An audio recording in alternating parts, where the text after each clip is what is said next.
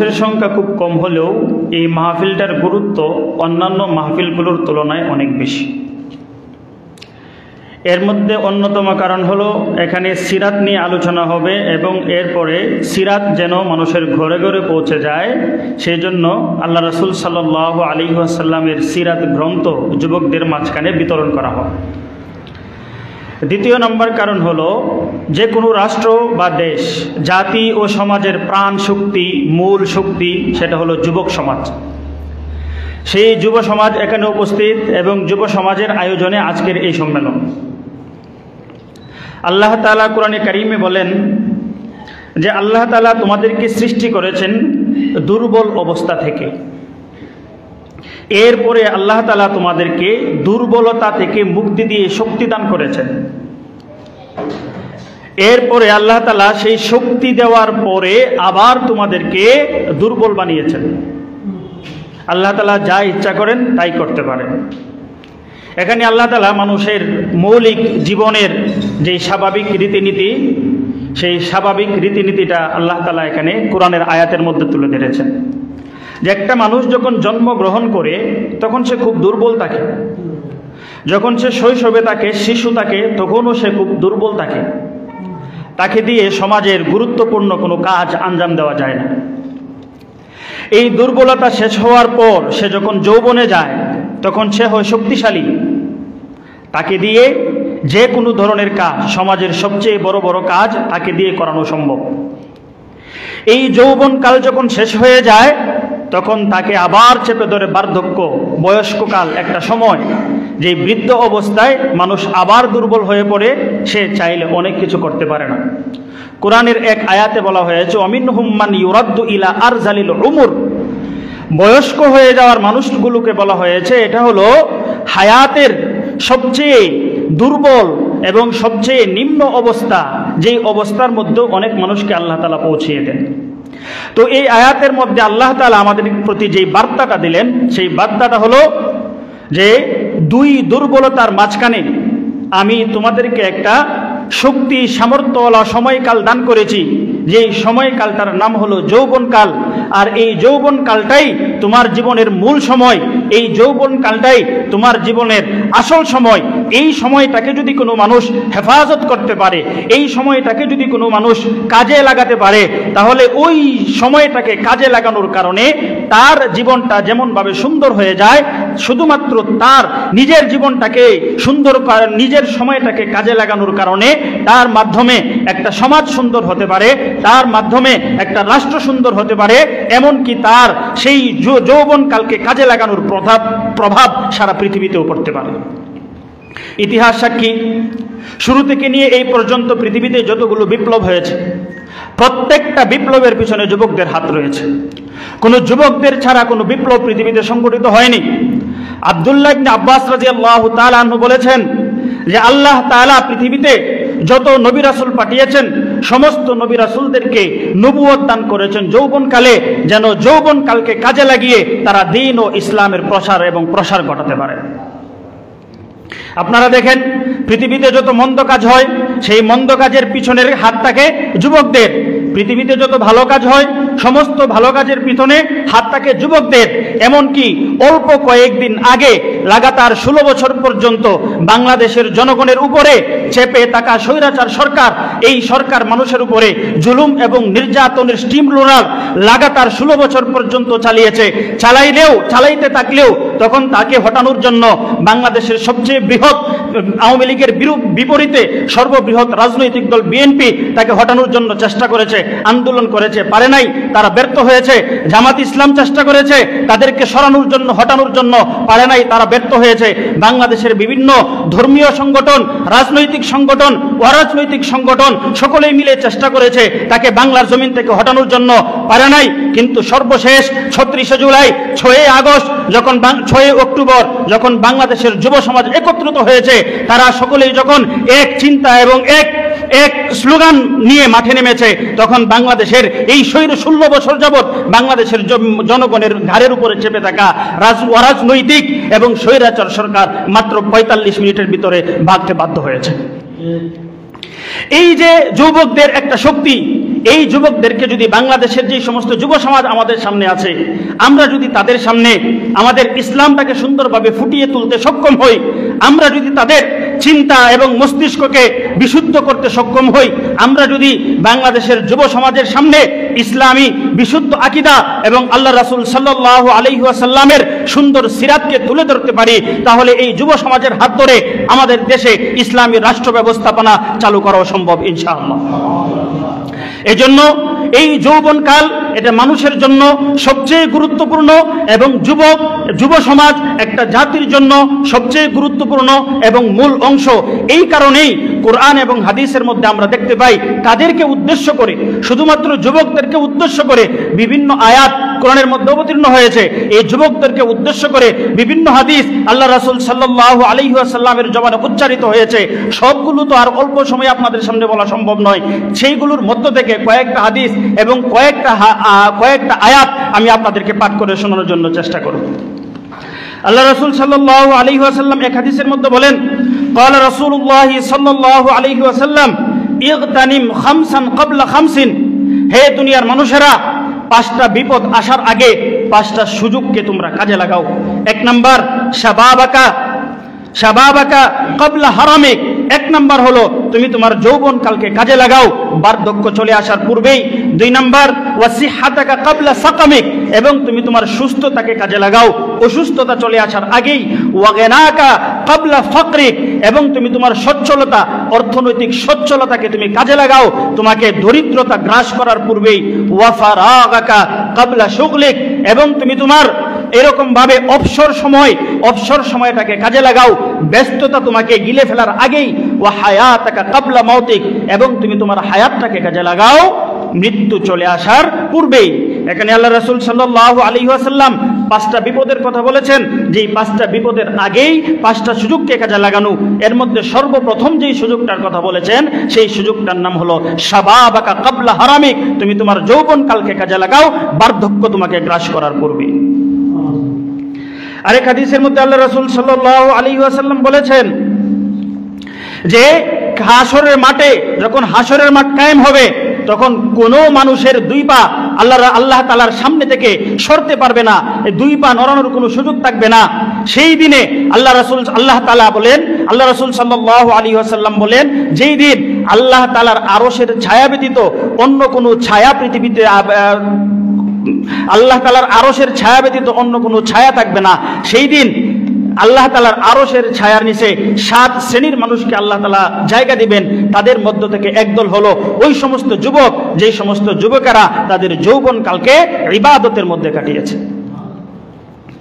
আরেক হাদিসের মধ্যে আল্লাহ রাসূল সাল্লাল্লাহু আলাইহি ওয়াসাল্লাম বলেন, লা তাজুলা কদামা ইবনু আদম ইয়াউমাল কিয়ামা মিন ইনদি রাব্বিহি হাত্তা ইউসআলা আন খামসিন, হাসরের মাঠে মানুষ আল্লাহ তাআলার দরবার থেকে, আল্লাহ তাআলার সামনে থেকে সরে যেতে পারবে না যতক্ষণ পর্যন্ত তাকে 5টা প্রশ্ন না করা হবে।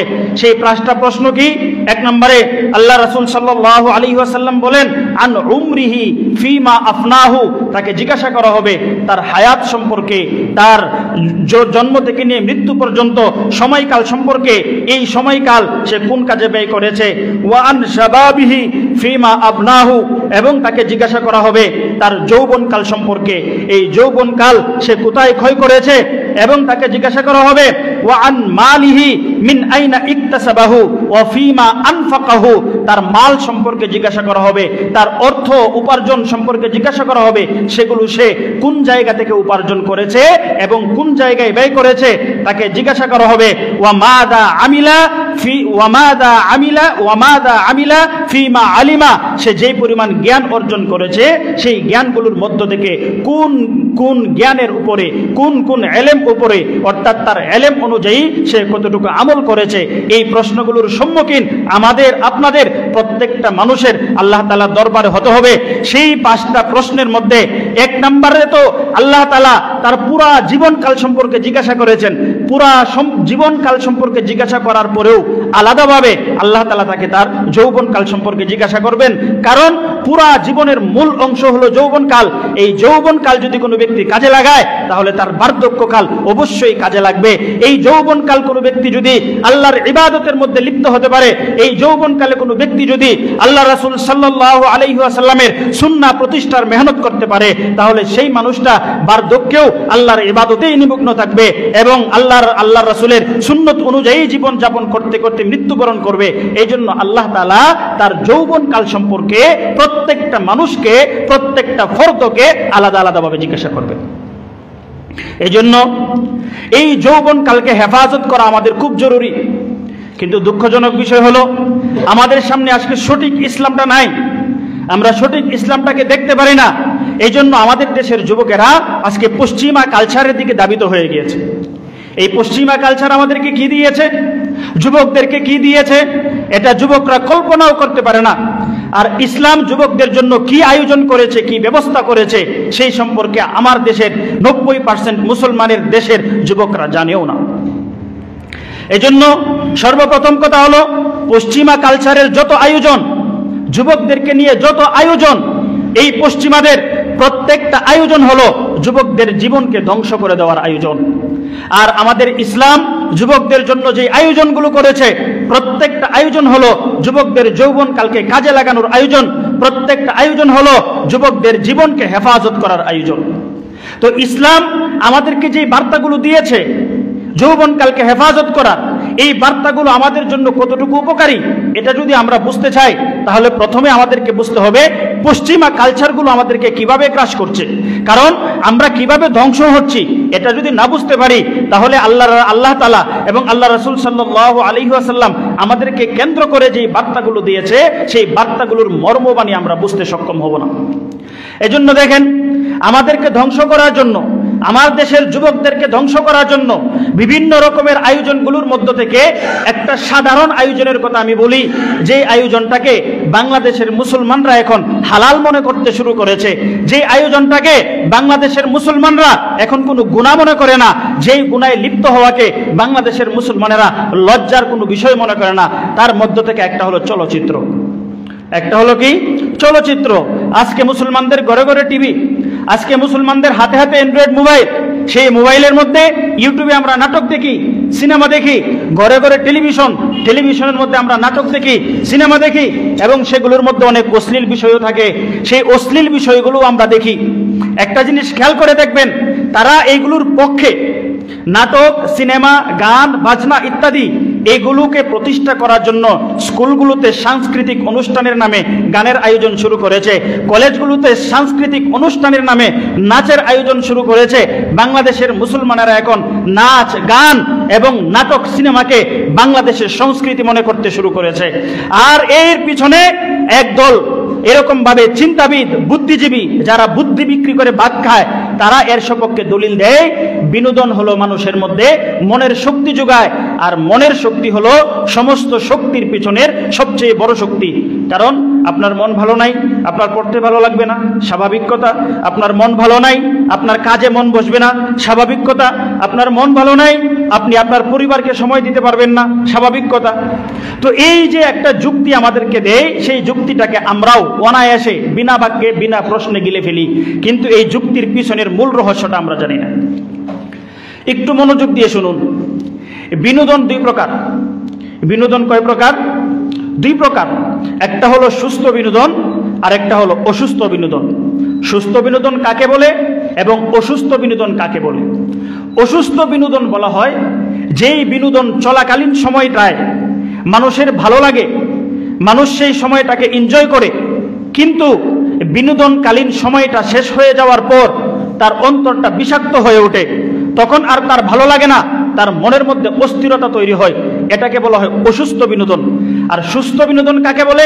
সুস্থ বিনোদন বলা হয় যেই বিনোদনের মধ্যে লিপ্ত থাকাকালীন সময়েও মানুষের মন আনন্দিত থাকে, উৎফুল্লিত থাকে, এবং সেই বিনোদন শেষ করে কাজে যখন মনোযোগ দেয়, পড়াশোনায় যখন মনোযোগ দেয়, তখনও তার মনটা আনন্দিত এবং উৎফুল্ল থাকে। দুইটা উদাহরণের মাধ্যমে আমরা বিষয়টা বোঝার জন্য চেষ্টা করি। এখানে অনেক মুরব্বীরা আছেন, তাদের কাছে মাপ চাই, আমি একটা উদাহরণ দিচ্ছি, আপনারা একটু মনোযোগ দিয়ে শুনেন। মনে করেন আপনাদের মেখলে অথবা আপনাদের ইসাপুরে একটা যাত্রা পালার আয়োজন করা হলো, একটা নাচ গানের অনুষ্ঠানের আয়োজন করা হলো, তখন আমার এই এলাকার যুবকেরা সেই অনুষ্ঠানের মধ্যে গেল, সেখানে অশ্লীল নৃত্য, নারীদের নাচ, অশ্লীল নারীদের, অর্ধনগ্ন নারীদের নাচ গান ইত্যাদি দেখে ইসাপুর থেকে বাড়ির দিকে ফিরে আসছে। আচ্ছা, আপনি একটা জিনিস চিন্তা করেন, যতক্ষণ পর্যন্ত সে এই বিনোদনের মধ্যে লিপ্ত থাকবে ততক্ষণ পর্যন্ত তার ভালো লাগবে, দেখতে মনে চাইবে, ততক্ষণ পর্যন্ত তার মনের মধ্যে একটা আনন্দ থাকবে। কিন্তু একটা যুবক যদি একটা যুবতীর অর্ধনগ্ন পোশাকের নৃত্য দেখে, অর্ধনগ্ন পোশাকের নাচ দেখে, তাহলে নাচ দেখা শেষ হওয়ার পর তার মনের মধ্যে যৌন কামনার সৃষ্টি হবে কি হবে না? বলেন আপনারা, যৌন কামনার সৃষ্টি হবে কি হবে না? হবে। যখন তার ভিতরে এই যৌন কামনার সৃষ্টি হবে, এই যৌন কামনা পরিত্যক্ত করার মতো তার কোনো ব্যবস্থা নাই, তার ঘরে বউ নাই, তার এরকম ভাবে যৌন কামনা কে প্রয়োগ করার কোনো স্থান না থাকার কারণে সারা রাত তার মনটা অস্থির থাকবে, সারা রাত সে বিছানার মধ্যে ছটফট করবে। এমনকি বাধ্য হয়ে অনেক যুবক নিকোটিনের মধ্যে চুমুক দিবে, মাদকের মধ্যে চুমুক দিবে, গাজার মধ্যে চুমুক দিবে। কথা ঠিক কিনা? যদি এটাই যদি বাস্তবতা হয়ে থাকে, তাহলে এই যে আমাদেরকে বিনোদনের নামে নাচ দেখানো হচ্ছে, এই যে আমাদেরকে বিনোদনের নামে গান শোনানো হচ্ছে, এই নাচ এবং গানের মাধ্যমে আমাদের যুবকরা কি সুস্থ বিনোদনের মধ্যে লিপ্ত হচ্ছে নাকি অসুস্থ বিনোদনের মধ্যে লিপ্ত হচ্ছে? অসুস্থ বিনোদনের মধ্যে লিপ্ত হচ্ছে। অনেকে যুক্তি দিয়ে বলেন যে আমার ঘরে টেলিভিশন আছে, সেই টেলিভিশনের মধ্যে আমার ছেলেরা বাজে কোনো কিছু দেখে না, ভালো নাটক দেখে, ভালো সিনেমা দেখে, ভালো নাটক দেখে, ভালো সিনেমা দেখে। এক নম্বর প্রশ্ন, ভালো নাটক এবং ভালো সিনেমায় কি কোনো নারী অভিনেত্রীরা অভিনয় করে না? অভিনয় করে। সেই নারী অভিনেত্রীরা সাধারণত দেশের সবচেয়ে সুন্দরী অভিনেত্রীরা অভিনয় করে থাকে। তাদেরকে দেখা কি জায়েজ নাকি হারাম? হারাম। তাদেরকে দেখা হালাল নাকি হারাম? হারাম। এই হারামের মধ্যে লিপ্ত হয়। দুই নাম্বার, সেই নাটকের মধ্যে তো যেই নাটক দেখার কারণে একটা মানুষ হারামের মধ্যে লিপ্ত হইল, সেই নাটকটা আবার ভালো নাটক হয় কিভাবে? বলেন তো আপনারা, সেটা কি ভালো নাটক হতে পারে? খারাপ নাটক। এরপরেও আমি মেনে নিলাম শালীন পোশাকে যে নাটকগুলো করে, এগুলোকে সামাজিকভাবে এখন ভালো বললেও এই ভালো নাটকের আড়ালে আমাদের যুবকদেরকে ধ্বংস করে দেওয়ার পায়তারা রয়েছে। সেটা কিভাবে? একটু মনোযোগ দিয়ে শুনেন। আমার দেশে যত নাটক তৈরি করা হয়, আমার দেশে যত সিনেমা তৈরি করা হয়, সমস্ত নাটকের, সমস্ত সিনেমার 90% প্রতিপাদ্য হলো যুবক এবং যুবতীর প্রেম। এই যুবক যুবতীর প্রেম কাহিনীকে নিয়ে নাটক তৈরি করা হয়, যুবক যুবতীর প্রেম কাহিনীকে নিয়ে সিনেমা তৈরি করা হয়। এই নাটকগুলোর মধ্যে দেখা হয় একটা স্কুলের ছেলে কিভাবে একটা স্কুলের মেয়ের সাথে প্রেম করবে, অবৈধ রিলেশনের মধ্যে লিপ্ত হবে। এই নাটকগুলোর মধ্যে দেখা হয় একটা কলেজ পড়ুয়া ছাত্র কলেজের একটা ছাত্রীর সাথে কিভাবে অবৈধ রিলেশনের মধ্যে লিপ্ত হবে, তাকে কিভাবে পটাবে, তার সাথে কিভাবে অবৈধ রিলেশন করবে। এই নাটকগুলোর মধ্যে দেখা হয় একটা শ্রমিক কিভাবে আরেকটা শ্রমিক মহিলার সাথে অবৈধ রিলেশনের মধ্যে, অবৈধ সম্পর্কের মধ্যে লিপ্ত হয়। এমনকি এই নাটক এবং সিনেমাগুলোর মধ্যে এমন দৃশ্যও দেখানো হয় যে এক ঘরের বিবাহিত পুরুষ আরেক ঘরের বিবাহিত মহিলার সাথে কিভাবে পরকীয়ায় লিপ্ত হবে, সেগুলোর কলা কৌশল কি, এগুলো আমাদের নাটক এবং সিনেমার মূল প্রতিপাদ্যকতা। ঠিক কিনা? এগুলো যখন আমাদের যুবকেরা দেখে, স্কুলে পড়ে একটা ছাত্র মানেই তার একটা প্রেমিকা থাকবে, কলেজ পড়ুয়া একটা ছাত্র মানেই তার একটা প্রেমিকা থাকবে। এই শিক্ষাটা সে পাচ্ছে নাটক থেকে এবং সিনেমা থেকে। এইগুলো দেখতে দেখতে দেখতে তার মস্তিষ্কের মধ্যে একটা বিষয় দানা বাঁধে। সে মনে করে যে ছাত্র জীবন মানেই একটা প্রেমিকা থাকতে হবে, কলেজ লাইফ মানেই একটা গার্লফ্রেন্ড থাকতে হবে। ছাত্র জীবনে যদি একটা প্রেমিকা না থাকে, কলেজ লাইফে যদি একটা প্রেমিকা না থাকে, তাহলে আমার ছাত্র জীবনটাই বৃথা। এরকম চিন্তা যখন আমার আপনার ছেলেদের, আমার এলাকার যুবকদের মস্তিষ্কের মধ্যে ঢুকে যায়, তখন তারা মোবাইল নিয়ে বসে মেসেঞ্জারে দেখে মেয়েদের আইডি কোথায় আছে, হোয়াটসঅ্যাপে মেয়েদের নাম্বারগুলো খুঁজে সেখানে মেসেজ দেয়, বিভিন্নভাবে তাদেরকে পটানোর জন্য চেষ্টা করে, নাটকে যেই কৌশলগুলো দেখে সেই কৌশলগুলো প্রয়োগ করার জন্য চেষ্টা করে কিনা? এইগুলো যখন কৌশলে যখন এগুলো সে করতে থাকে, তখন আপনার ছেলের পড়াশোনায় মনোযোগ কতটুকু থাকবে? তখন আপনার ছেলের পড়াশোনায় মনোযোগ কতটুকু থাকবে? এক তো এইভাবে থাকতে থাকে, এরপরে যদি কোনোভাবে একটা মেয়ের সাথে তার অবৈধ সম্পর্ক হয়েই যায়, তাহলে দিন রাত মোবাইলে খাতার নিচে শুয়ে, আপনি তো ধরতে পারবেন না, আপনার ছেলের হাতে মোবাইল আছে, তাকে নিয়ন্ত্রণ করার কোনো ক্ষমতা আর আপনার হাতে নাই। রাত্রে ঘুমাইতেছে, ল্যাপের নিচে শুয়ে সে খাতা মুড়ি দিয়ে সে এখানে বসে বসে তার বান্ধবীর সাথে চ্যাটিং করতেছে, মেসেজের মাধ্যমে কথা বলতেছে, একজন আরেকজনকে পিকচার পাঠাইতেছে, একজন আরেকজনের কাছে ছবি পাঠাইতেছে, এইভাবে সারা রাত গেল। এরপরে যখন স্কুলে গেল, স্কুল থেকে যখন সন্ধ্যায় আসলো, আপনি তো আপনার সন্তানকে ইংরেজি একজন টিচার রেখে দিয়েছেন, গণিতের একজন টিচার রেখে দিয়েছেন, সায়েন্সের সাবজেক্টগুলো পড়ানোর জন্য টিচার রেখে দিয়েছেন। আপনি সারা বছর মেহনত করেন, মেহনত করার পর আপনার সন্তান যখন পরীক্ষা দিতে যায় তখন পরীক্ষায় মারে লাড্ডু। আপনি চিন্তা করেন আমি করলাম কি, সারা বছর তোর পিছনে 5,000 টাকা খরচ করলাম, সারা বছর তোর পিছনে 10,000 টাকা খরচ করলাম। আপনার সেই 5,000 টাকা, আপনার সেই মাসিক 10,000 টাকা, স্কুলের সমস্ত বই এবং আপনার দেওয়া সমস্ত টিচার সবগুলোকে গিলে ফেলেছে আপনার ছেলের অবৈধ রিলেশন, সবগুলোকে গিলে ফেলেছে আপনার ছেলের অবৈধ সম্পর্ক। যার কারণে আপনি টিচার রেখে দিলেন, কাজ হবে না। আপনি তাকে ভালো ভালো বই পুস্তক কিনে দিলেন, কাজ হবে না যদি আপনার সন্তানকে এই নাটক সিনেমার মাধ্যমে, এই অসুস্থ বিনোদনের মাধ্যমে যেই চিন্তা তার মস্তিষ্কের মধ্যে আসে, এই চিন্তা থেকে যদি আপনি আপনার যুবককে হেফাজত করতে না পারেন।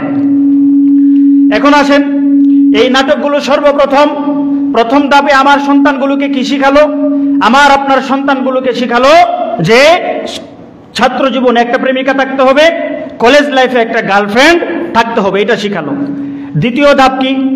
দ্বিতীয় ধাপ হলো এই নাটক সিনেমাগুলোর মধ্যে দেখানো হয় একটা যুবক একটা যুবতীর সাথে প্রেম করেছে। কথার কথা, প্রেম, এই যে মেয়েটা প্রেমিকা এবং যেই ছেলেটা প্রেমিক, এই প্রেমিক এবং প্রেমিকাকে দেখানো হয় সিনেমার মধ্যে হিরো হিসাবে। এরা হলো ভালো, এরা ভালো চরিত্রের, এদের চরিত্রটাকে চিত্রায়িত করা হয় সিনেমায় পজিটিভ হিসাবে, ভালো হিসাবে।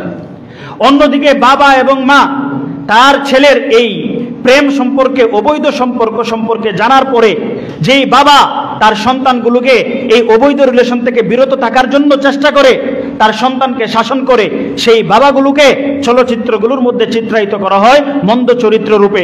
অর্থাৎ যারা অবৈধ কাজটা করতেছে, যেই ছেলে এবং যেই মেয়ে অবৈধ রিলেশনের মধ্যে লিপ্ত, তাদেরকে দেখানো হয় ভালো, তাদেরকে দেখানো হয় পজিটিভ ভাবে, অথচ এরা মন্দ কাজের মধ্যে লিপ্ত।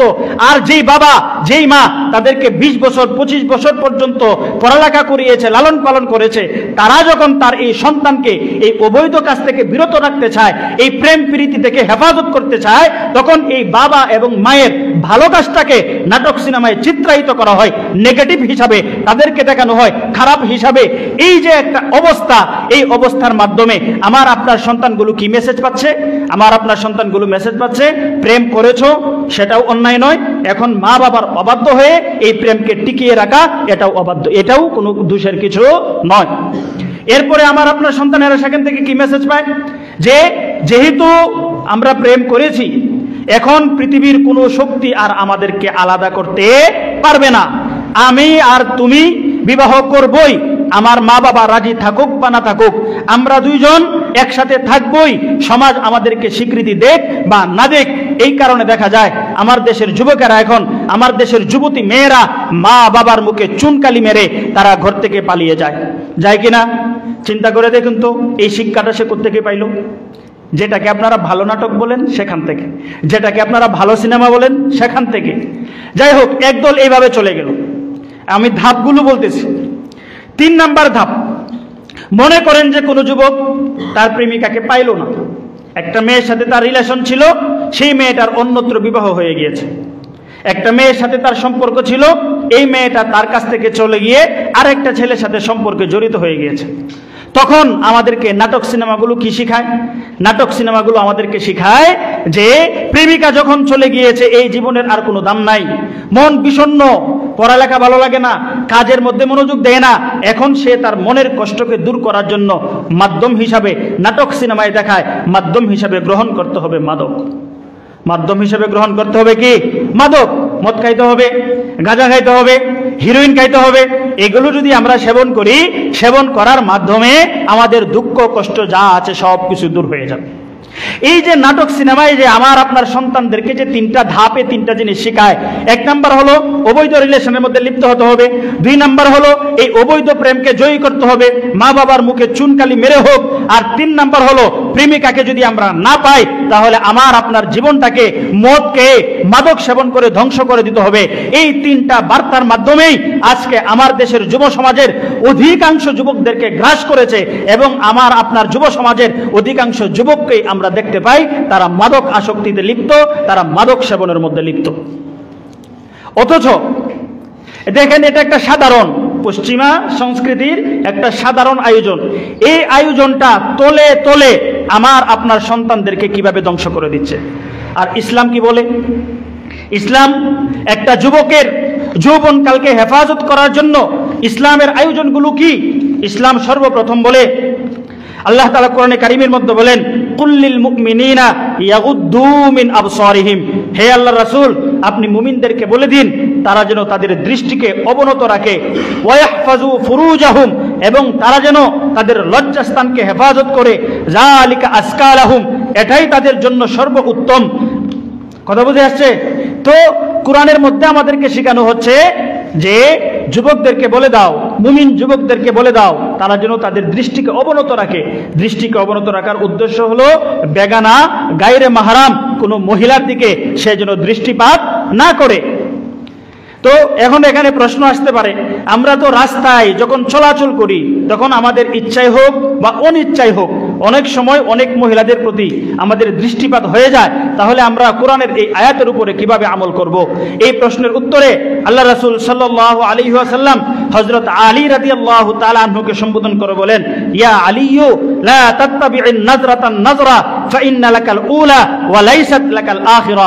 আল্লাহ রাসূল সাল্লাল্লাহু আলাইহি ওয়াসাল্লাম হযরত আলী রাদিয়াল্লাহু তাআলা আনহুকে উদ্দেশ্য করে বলেন, হে আলী, প্রথম দৃষ্টির পরে দ্বিতীয় দৃষ্টি আর দিও না, কেননা প্রথম দৃষ্টিটা তোমার জন্য জায়েজ ছিল কিন্তু দ্বিতীয় দৃষ্টিটা তোমার জন্য আর কি নাই, জায়েজ নাই। দ্বিতীয় দৃষ্টিটা তোমার জন্য আর কি নাই, জায়েজ নাই। অর্থাৎ রাস্তাঘাটে চলছেন, হঠাৎ করে একটা সুন্দরী মেয়ের দিকে, একটা সুন্দরী মহিলার দিকে আপনার দৃষ্টি পড়ে গেল, আপনি সাথে সাথে আপনার দৃষ্টিকে হেফাজত করুন। দ্বিতীয়বার আর ওই মহিলার দিকে তাকানোর অধিকার বা তাকানোর বৈধতা ইসলাম আপনাকে দেয় না। এখন চিন্তা করতে পারেন এটা আবার কেমন মেসেজ হইল? ইসলাম আমাদেরকে এর মাধ্যমে আমাদেরকে কি গুরুত্বপূর্ণ বিষয়টা দিল একটু ভালো করে খেয়াল করেন। যুবকরা যে ধ্বংস হয়ে যায়, ধ্বংস হওয়ার মৌলিক বিষয়টা হলো এই নাটক সিনেমা দেখতে দেখতে চারদিকে পর্নোগ্রাফির ছড়াছড়ির কারণে আমাদের দেশের যুবক এবং যুবতীরা অধিকাংশই বেবিচার, জিনা বেবিচারের মধ্যে লিপ্ত হয়ে যায়। কথা ঠিক কিনা? এই যে জিনা এবং বেবিচারের মধ্যে লিপ্ত হয়, ধরেন উদাহরণ দিচ্ছি, এই জিনা এবং বেবিচার এটা হলো গন্তব্য, এটা হলো জিনার গন্তব্য, কিন্তু এই জিনার যাত্রা শুরু হয় তার চোখ থেকে। এই জিনার যাত্রাটা শুরু হয় কোত্থেকে? চোখ থেকে। কথার কথা, আপনি চট্টগ্রাম শহরে যাবেন ট্রেনের মাধ্যমে, তাহলে হাটাজারি একটা স্টেশন আছে, আবার বটতলিতে আরেকটা স্টেশন আছে। হাটাজারি স্টেশন থেকে আপনার যাত্রাটা শুরু হয় আর বটতলি স্টেশনে গিয়ে আপনার যাত্রা শেষ হয়। যদি আপনি হাটাজারিতে ট্রেনে না উঠতেন তাহলে আপনি কখনোই সেই ট্রেনের মাধ্যমে বটতলি পৌঁছতে পারতেন না।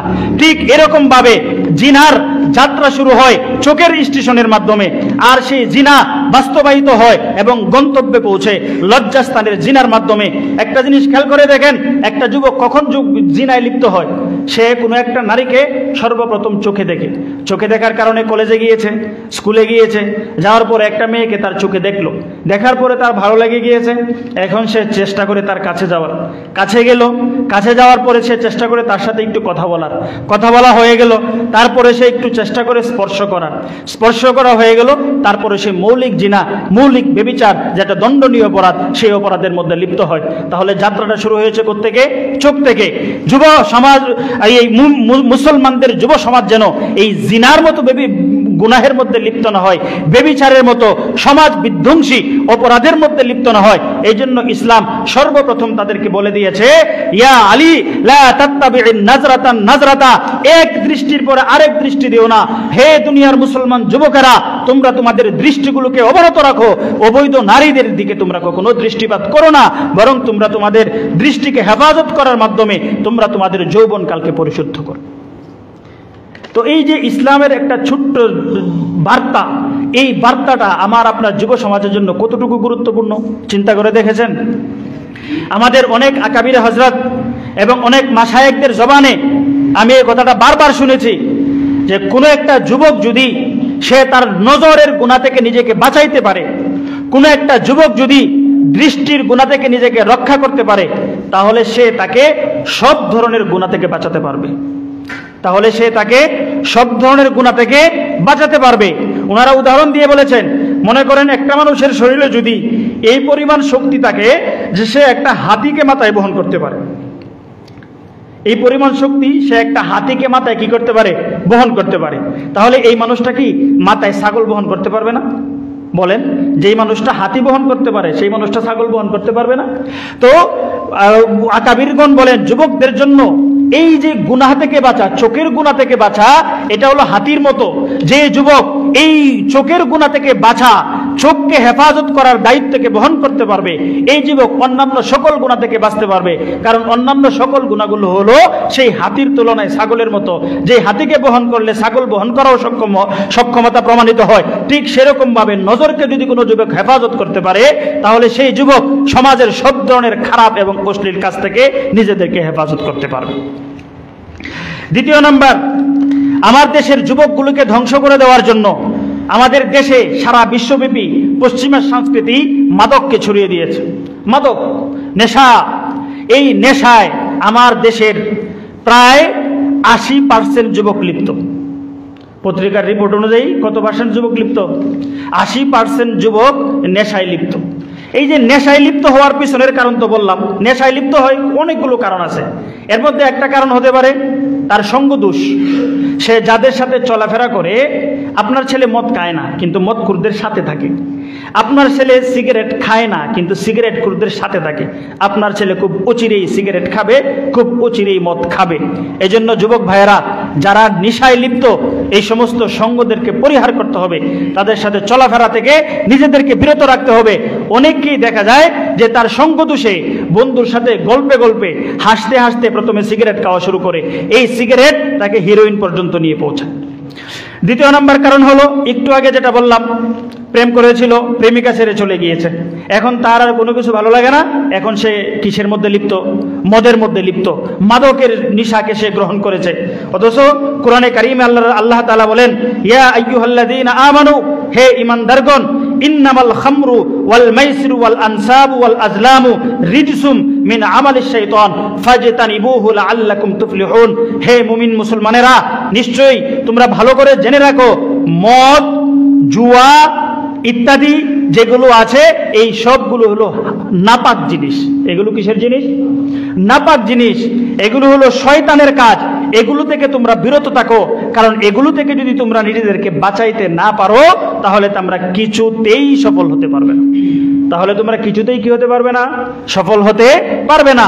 আর এক হাদিসের মধ্যে আল্লাহ রাসূল সাল্লাল্লাহু আলাইহি ওয়াসাল্লাম বলেছেন, 3 শ্রেণীর মানুষকে আল্লাহ তাআলা জান্নাতে প্রবেশ করাবেন না। আল্লাহ তাআলা রাগান্বিত হয়ে বলে দিয়েছেন, যারা এই 3 কাজের মধ্যে লিপ্ত আছো, তোমরা কোনো সময় জান্নাতের কামনা করো না, তোমাদেরকে আমি কোনো সময় জান্নাতে প্রবেশ করাবো না। এর মধ্যে 1 নাম্বার হলো, যারা মাদক সেবন করে, যারা নেশা করে, তাদের সম্পর্কে আল্লাহ রাসূল সাল্লাল্লাহু আলাইহি ওয়াসাল্লাম বলেন, এই যারা নেশায় লিপ্ত, যারা মাদক সেবন করে, যারা মদ খায়, যারা গাঁজা খায়, যারা ইয়াবা খায়, এদের জন্য জান্নাত হারাম, এদের জন্য জান্নাত হারাম, এদের জন্য জান্নাত হারাম। এই মদ পান করা অবস্থায়, এই গাঁজা পান করা অবস্থায়, গাঁজা সেবন করা অবস্থায়, ইয়াবা সেবন করা অবস্থায় তওবা ব্যতীত কোনো যুবকের যদি মৃত্যু হয়, কোনো মুসলমানের যদি মৃত্যু হয়, তাহলে সে জান্নাতে যেতে পারবে না, তার ঠিকানা হবে জাহান্নাম। আল্লাহ তাআলা বলেছেন। আল্লাহ রাসূল সাল্লাল্লাহু আলাইহি সাল্লাম বলেন, দ্বিতীয় নাম্বার হলো মা বাবার অবাধ্য সন্তান।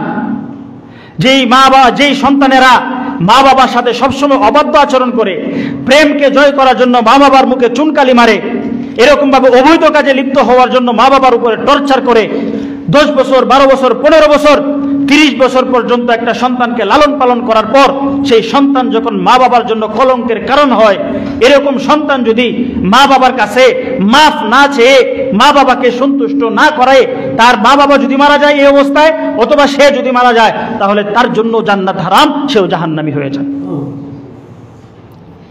এই যে আমাদের একটা অবস্থা বর্তমান সমাজের মধ্যে চলতেছে, এই মাদক সেবন থেকে আমাদেরকে বাঁচতে হবে। অনেক সময় যুবকরা আমাদেরকে প্রশ্ন করে কি জানেন, আলেমদেরকে প্রশ্ন করে হিরোইন, ইয়াবা এগুলো তো কোরআনের মধ্যে নাই। হিরোইন, ইয়াবা এগুলো কোরআনের মধ্যে আছে? এই শব্দগুলো কোরআনে আছে? কোরআনে নাই। তাহলে হিরোইন খাওয়া হারাম, এটা আপনারা বুঝলেন কিভাবে? ইয়াবা খাওয়া হারাম, ইয়াবা এটা বের হয়েছে মাত্র 20 বছর ধরে, 20 থেকে 22 বছর, এর আগে ইয়াবার অস্তিত্ব ছিল না। তো এই যে ইয়াবা সেবন করি, এই ইয়াবা হারাম, এটা কোরআন দ্বারা আপনারা প্রমাণ করলেন কিভাবে? কথা বুঝে আসছে? এই ধরনের প্রশ্ন অনেক সময় করে। একটা জিনিস মনে রাখবেন, কোরআন এবং হাদিস এগুলো মৌলিক এমন কিছু কথা বলে গিয়েছে, যেই কথাগুলোর মাধ্যমে পৃথিবীতে যত সুরতে বাতিল আসবে, সমস্ত বাতিলের অবাধ্যতা, সমস্ত বাতিলের ধোঁকাবাজি প্রমাণিত হয়ে যাবে। এই কারণে আল্লাহ রাসূল সাল্লাল্লাহু আলাইহি ওয়াসাল্লাম 1400 বছর আগেই মাদকের একটা সংজ্ঞা দিয়ে গেছেন।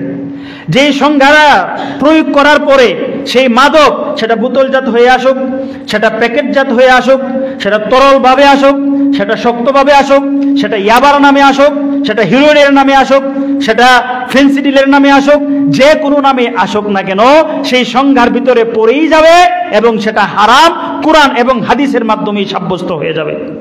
সেটা কি? আল্লাহ রাসূল সাল্লাল্লাহু আলাইহি ওয়াসাল্লাম এক হাদিসের মধ্যে বলেন, কুল্লু মুসকিরিন খামারুন, প্রত্যেক নেশা জাতীয় দ্রব্য মদ। প্রত্যেক নেশা জাতীয় দ্রব্য কি? মদ।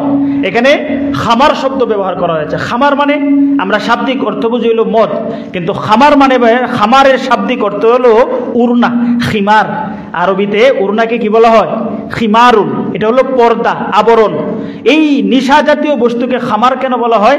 কারণ কোনো একটা মানুষ যদি নেশার মধ্যে লিপ্ত হয়, তাহলে তার আকলের মধ্যে, তাহলে তার মস্তিষ্কের মধ্যে একটা অদৃশ্য আবরণ পড়ে যায়, যার কারণে তার বুদ্ধি বিলুপ্ত হয়ে যায়, তার জ্ঞান বিলুপ্ত হয়ে যায়। আল্লাহ রাসূল সাল্লাল্লাহু আলাইহি ওয়াসাল্লাম এক হাদিসের মধ্যে বলেছেন, যারা নেশাগ্রস্ত এরা তার নিকটবর্তী আত্মীয় স্বজন, এগুলো বলতেও ভয় লাগে, নিকটবর্তী আত্মীয় স্বজন, মহিলা, মা, খালা, বোন, চাচি, ফুফি, এদের সাথেও জিনায় লিপ্ত হতে পরোয়া করে না, নাউজুবিল্লাহ। এবং এটা বাস্তব। আল্লাহ রাসূল বলে গিয়েছেন 1500 বছর আগে, কিন্তু আমরা এখনো দেখতে পাচ্ছি। জিজ্ঞাসা করে দেখবেন, মাদক যারা সেবন করে, তাদের ওই মাদক সেবন করার পর তাদের যৌন চাহিদা বেড়ে যায়। আর এই যৌন চাহিদা মেটানোর জন্য তার সামনে কি বোন আছে, তার সামনে কি মা আছে, তার সামনে কি খালা আছে, এগুলো পার্থক্য করার মতো জ্ঞান বুদ্ধি তার মধ্যে থাকে না। এই কারণেই এই মাদককে হাদিসের ভাষায় বলা হয়েছে খামার, অর্থাৎ এটা মানুষের বুদ্ধিকে বিলুপ্ত করে দেয়, মানুষের বুদ্ধির উপরে একটা আবরণ পড়ে যায়, যার কারণে একটা মানুষ মাদক সেবন করা অবস্থায়, মাতাল থাকা অবস্থায় ভালো এবং মন্দের মাঝখানে কোনো পার্থক্য করতে পারে না। তো আল্লাহ রাসূল সাল্লাল্লাহু আলাইহি ওয়াসাল্লাম বললেন, কুল্লু মুসকিরিন খামার, প্রত্যেক নেশা জাতীয় দ্রব্য হলো মদ, ওয়া কুল্লু মুসকিরিন হারাম, এবং প্রত্যেক মদেই হলো হারাম। ওয়ামান শারিবাল খামরা ফিদ দুনিয়া, যেই ব্যক্তি দুনিয়ার জীবনে মদ সেবন করে, মাদক সেবন করে, ফামাতা ওয়া হুয়া ইউদমিনুহা, যেই ব্যক্তি সেই মাদক সেবন করা অবস্থায় মারা যায়, লাম ইয়াতুব, এবং সে তওবা করে নাই, লাম ইয়াশরাবহা ফিল আখিরা, সে হাসরের মাঠে, সে মৃত্যুর পরে আর শরাব পান করার সুযোগ পাবে না। শরাব পান করার সুযোগ পাবে না মানে সে আর কখনো জান্নাতে প্রবেশ করতে পারবে না। কারণ জান্নাতে যারা প্রবেশ করবে তাদের জন্য আল্লাহ তাআলা জান্নাতি শরাবের ব্যবস্থা করে রাখবে। যারা দুনিয়ার জীবনে শরাব পান করবে, যারা দুনিয়ার জীবনে খামার পান করবে, যারা দুনিয়ার জীবনে মাদক সেবন করবে, তারা কোনোদিন জান্নাতেও প্রবেশ করতে পারবে না এবং জান্নাতি শরাবও কোনোদিন তারা পান করতে পারবে না। তো এই হাদিসের মধ্যে আল্লাহ রাসূল কি বলেছেন, মাদকের সংজ্ঞা কি বলেছেন? যা খাইলে মাথা ঘোরায়, যা খাইলে নেশা হয়, যা খাইলে তোমার বুদ্ধি এবং আকল বিলুপ্ত হয়ে যায়, এর সবগুলোই খামার। এখন সেটা হিরোইন হোক, হিরোইন খামার নাকি খামার না, মদ নাকি মদ না, এটা নির্ণয় করা হবে। এটা পান করার পরে মস্তিষ্ক সুস্থ থাকে নাকি থাকে না। যদি মস্তিষ্ক সুস্থ থাকে তাহলে হিরোইন মদ নয়। আর যদি এটা সেবন করার পরে মস্তিষ্ক সুস্থ না থাকে, মস্তিষ্কে যদি বিকৃতি সাধন হয়, তাহলে এটা মদ।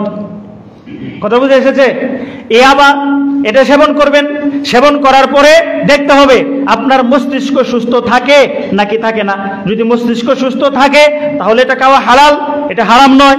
আর এটা সেবন করার পর আপনার মস্তিষ্ক যদি সুস্থ না থাকে তাহলে এটা খামার, তাহলে এটা মদ, তাহলে এটা খাওয়া আপনার জন্য কি হারাম। এই জন্য এই মাদকের ঘাস থেকে আমাদের এই যুব সমাজকে যদি আমরা হেফাজত করতে চাই তাহলে সর্বপ্রথম যেটা বলেছি, অবৈধ বিনোদন থেকে আমার যুব সমাজকে হেফাজত করতে হবে। 2 নাম্বার, আমার আপনার সন্তানদেরকে অসৎ সঙ্গ থেকে, যে সমস্ত নিশাকুর মানুষ সমাজে বসবাস করে তাদের সাথে উঠা বসা থেকে, তাদের সাথে চলাফেরা থেকে আমার আপনার এই সমাজের যুবকদেরকে হেফাজত করতে হবে। 3 নাম্বার বিষয় যেটা, সেটা হলো এরকম একটা সেমিনার, এরকম একটা আয়োজন বছরে একবার হলে হবে না। এটা বছরে একবার হলে হবে না। যদি সম্ভব হয় তাহলে সাপ্তাহিক করতে হবে। সাপ্তাহিক যদি সম্ভব না হয় তাহলে কমপক্ষে মাসে একবার করতে হবে। কারণ আমার দেশের যুবকেরা দৈনিক নাটক দেখে, আমার দেশের যুবকেরা দৈনিক সিনেমা দেখে, আমার দেশের যুবকেরা দৈনিক স্কুলে এবং কলেজে গিয়ে বেপরদা নারীদের সাথে উঠা বসা করে। তো একটা মানুষ দৈনিক পশ্চিমা কালচারের সাথে মিলামেশা করবে, উঠা বসা করবে, সেই যুব সমাজকে আপনি বছরে একটা সিরাত মাহফিল দিয়ে হেফাজত করে ফেলবেন? এটা কি সম্ভব? এদেরকে তো প্রত্যেক দিন শোনানো দরকার, প্রত্যেক দিন শোনানোর দরকার। প্রত্যেক দিন শোনানোর ব্যবস্থা যদি না করা যায় তাহলে কমপক্ষে সপ্তাহে একবার, যদি এটা না পারা যায় তাহলে কমপক্ষে মাসে একবার এই যুবকদেরকে নিয়ে মেহনত করতে হবে। কিন্তু দুঃখজনক বিষয় কি জানেন, আপনাদের চট্টগ্রামের অবস্থা মোটামুটি ভালো।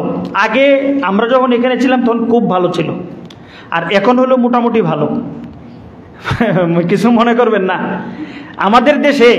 কারণ এই যে যুবকদেরকে এই কথাগুলো কারা বুঝাবে বলেন তো দেখি?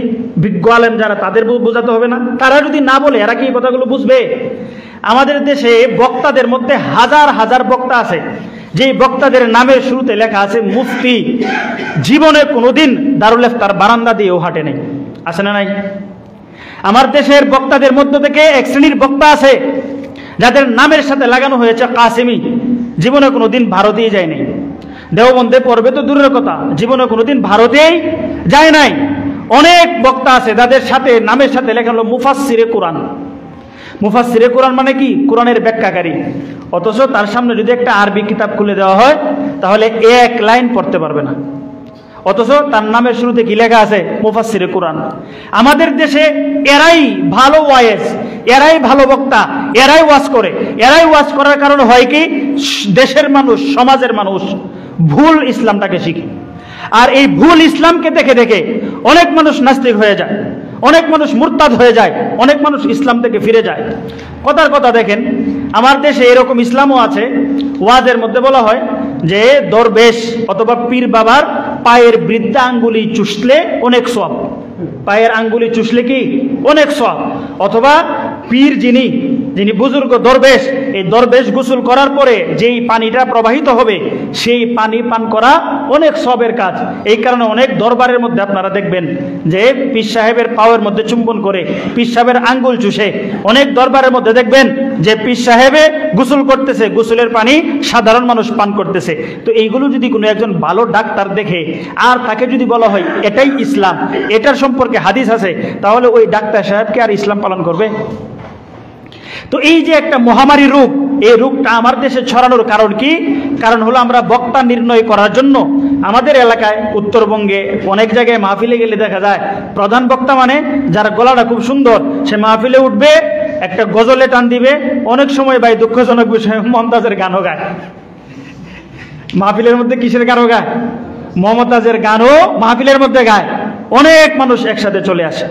আমরা একবার, সময় কতটুকু? 5-7 মিনিট। আমি আর মেখল মাদ্রাসার আনিসুর রহমান সাহেব হুজুর, চিনেন তো আপনারা সকলেই। আমি এবং আনিস সাহেব হুজুর আমরা একবার বগুড়ায় গেলাম, বিরাট মাহফিল। কথা বুঝছেন? বগুড়ার এই বিরাট মাহফিলে যখন আমরা গেলাম, আনিস সাহেব হুজুরের বয়ান, আলোচনা অনেক সুন্দর না? চমৎকার আলোচনা করেন। হুজুর যখন বয়ান করলেন তখন মানুষ সব আশেপাশে ঘুরতেছে, কেউ আর মাঠের ভিতরে আসে না। এই মুষ্টিময় কয়েকটা মানুষ যারা দাওয়াত দিয়ে নিয়েছিল শুধুমাত্র তারা বসছে, সব মানুষ আশেপাশে ঘুরতেছে, কেউ আসে না। হুজুরের পরে আমি বয়ান করলাম। আমার সময় কিছু মানুষ হয়তো বা ঘুরতে ঘুরতে ঘুরতে ঘুরতে ক্লান্ত হয়ে গেছে, আজকে একটু বিশ্রাম নেই। এই বিশ্রামের নিয়ে প্যান্ডেলের নিচে এসে বসেছে। আমিও চলে গেলাম। আসলো সেই মাহফিলের প্রধান আকর্ষণ, এসেই একটা গানের মধ্যে টান দিছে। গান শেষ হওয়ার পরে জুড়ে একটা আজান দিছে। আজান শেষ হওয়ার পরে একটা গজল গাইছে, মাঠ ভরপুর। আচ্ছা, একটা জিনিস চিন্তা করেন, যেই দেশে আমাদের আনিস সাহেব হুজুরের মতো আলেমকে মূল্যায়ন করা হবে না, যেই দেশে হক্কানি রব্বানি ওলামায়ে কেরামের কথাগুলোকে শোনা হবে না, শুধুমাত্র কণ্ঠ এবং সুর থাকার কারণে আজে বাজে মিথ্যা লকব লাগানো বক্তাগুলো ওয়াজের মঞ্চগুলোকে দখল করে নিবে, এই দেশে কি সঠিক ইসলামটা মানুষ কোনোদিন জানতে পারবে? জানতে পারবে না। এই জন্য চট্টগ্রামের থেকে ইসলাম সারা দেশে ছড়িয়েছে। এজন্য চট্টগ্রামের মানুষের দায়িত্ব হলো ইসলামটাকে হেফাজত করা। এই যে একটা অপসংস্কৃতি, এটা ইদানিং চট্টগ্রামে শুরু হয়েছে, এটা আগে ছিল না। আমরা যখন এখানে পড়ি তখন ছিল না, ইদানিং শুরু হয়েছে। এখন আমরা অনেক সময় দেখি সুরেলা বক্তা, সুর ভালো, কণ্ঠ ভালো, ইউটিউবে ভিউ বেশি, এদের নাম থাকে হাটহাজারী মাদ্রাসার উস্তাদদের নামের উপরে। এটা হাটহাজারী মাদ্রাসার উস্তাদ, ওই হাটহাজারী মাদ্রাসার উস্তাদের নামের উপরে এমন একজন বক্তার নাম যে এক লাইনে আবার অত দেখে দেখে পড়তে পারবে না। তো যাই হোক, যে কথাটা বলতে চাচ্ছিলাম, সমাজের যুব সমাজকে হেফাজত করার জন্য আপনারা মাঝে মধ্যেই এরকম আয়োজন করার জন্য চেষ্টা করবেন। যুবকরা এই কথাগুলো শুনবে। এই যে আজকে যে সমস্ত যুবকরা শুনতেছে, তারা মনে মনে কিন্তু নিয়ত করেছে নাটক দেখবে না, সিনেমা দেখবে না, মদ খাবে না, নিয়ত করেছে। কিন্তু এখান থেকে উঠে যাওয়ার পর পরিবেশের মধ্যে যখন মিশে যাবে, সবগুলো ভুলে যাবে। যেহেতু আবার ভুলে যাবে, তাকে আবার স্মরণ করে দিতে হবে। আবার যখন ভুলে যাবে, তাকে আবার স্মরণ করে দিতে হবে। একটা আল্লাহওয়ালা পরিবেশ এলাকার মধ্যে প্রতিষ্ঠা করতে হবে। তাহলে আমাদের দেশের যুবকদেরকে হেফাজত করা সম্ভব। তাদেরকে সিরাত পাঠ করাতে হবে, তাদেরকে কোরআন শেখাতে হবে, মসজিদে মসজিদে কোরআনের মজলিস হতে হবে, ঘরে ঘরে কোরআন হাদিসের তালিমের ব্যবস্থা করতে হবে। তাহলে আমার আপনার সমাজের যুবকগুলো হেফাজত হবে। আল্লাহ তাআলা আমাকে, আপনাকে এবং সবাইকে যেই কথাগুলো বলেছি সেই কথাগুলোর উপর আমল করা তৌফিক দান করুন। ওয়া আখির দাওয়ানা আলহামদুলিল্লাহি রাব্বিল আলামিন।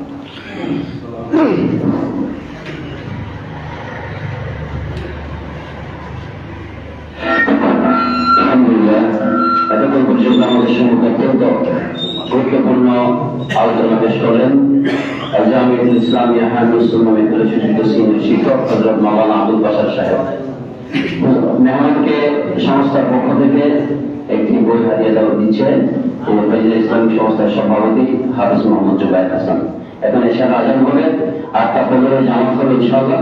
এশার জামাতের পরেই আমাদের বই বিতরণ কার্যক্রম চলবে ইনশাআল্লাহ। আমরা সর্বদা হচ্ছে জামাতের জন্য তৈরি।